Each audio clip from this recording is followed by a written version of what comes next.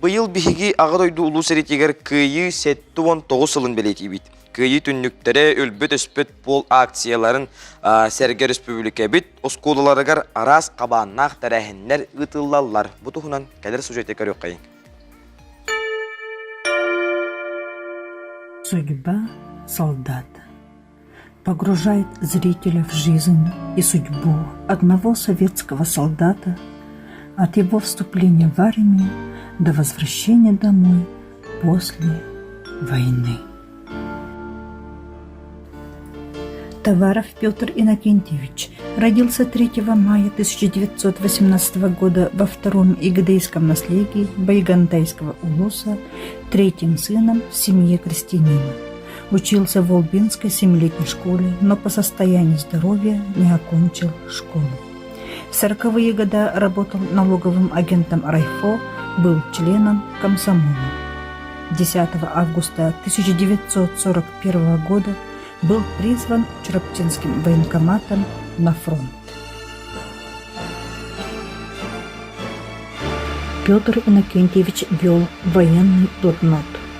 В своем блокноте он писал, что на фронт прибыл 28 сентября 1942 года. За годы войны ни разу не был контужен или ранен.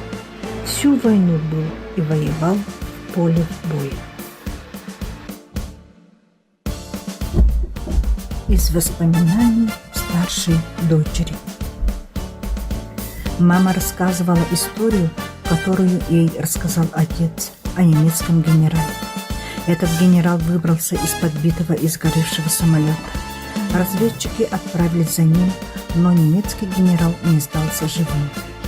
Позднее разведчики вернулись выполненным заданием и документами генерала. Эту историю мы позднее смотрели в фильме «Сталинград».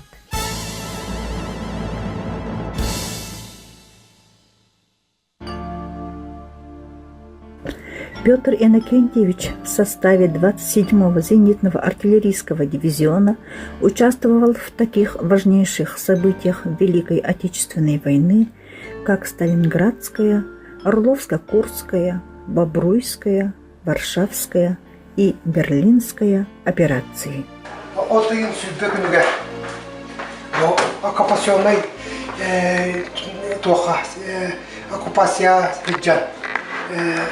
Ағам коллегаларын күтті, мұбереліге кәлін түйен тұрар. Ағам бұ тұрар. Соғы тоқсақада? Отақаға. Ман ген бұр қорыққа. 1945 жылаға. Отайын 15 күнігер ұлаққан парад бол бұ дебіт. Ол парадқа бұл кені тоқтар. 5 чулу апысыр күтті солдаты дағыр күттір. Оны бұл ағам меген бұл ұлақан чулу солдаттарға солдат атын еңерділерден бұл таварыстарғар бәйдің өленін әқтірігер нар кен тұттан кәпсіребет.